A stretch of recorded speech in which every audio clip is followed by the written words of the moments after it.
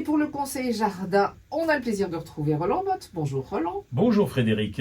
Nous avons une plante en ligne de mire ce matin. On peut la trouver dans les supermarchés au rayon où ça se mange.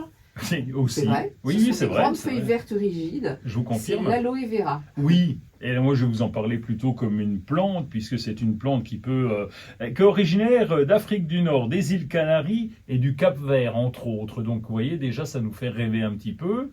Alors ça ressemble à du cactus, mais c'est pas du cactus, c'est plutôt une plante qu'on appelle succulente, avec des feuilles très très charnues. C'est une plante qui peut atteindre 80 cm à 1 mètre de haut, en fonction des variétés. Chez mais nous, ici Chez nous, c'est en pot, hein. Ça Ah, c'est d'accord. sûr déjà. Oui, c'est pas à l'extérieur, c'est en pot.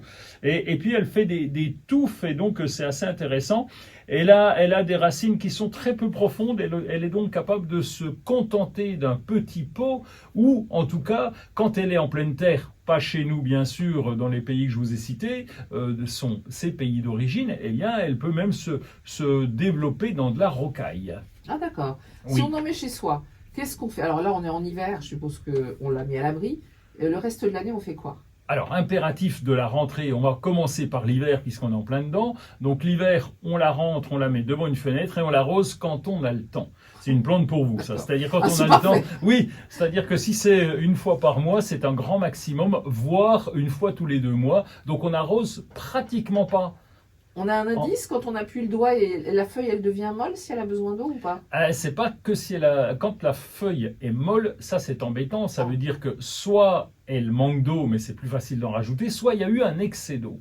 Et ça, c'est embêtant parce qu'on peut difficilement retirer l'eau. Une fois que c'est pourri, eh bien la plante en prend un coup et c'est compliqué. Heureusement, il y a des petits rejets qui repartent de chaque côté qu'on peut récupérer et qu'on peut replanter. Arrive le printemps, puis l'été, qu'est-ce qu'on fait? On peut même la mettre dehors, en plein soleil, et par contre à l'abri de la pluie, parce que si jamais c'est une saison très pluvieuse et que vous n'avez pas percé le pot, etc., donc ça c'est embêtant. Donc le mieux c'est de la mettre presque en plein soleil et à l'abri. Je veux dire, c'est pas facile à faire, mais surveillez en tout cas que ça soit très très bien drainé et que l'eau en excès puisse s'évacuer. Et ça se mange bien sûr. Et oui, ça se mange. Alors là, j'ai pas les recettes, mais c'est Ça comme se je sais tartine que aussi sur la figure, hein, je vous dis ça se tartine sur Ouais. la figure. Ouais. D'accord.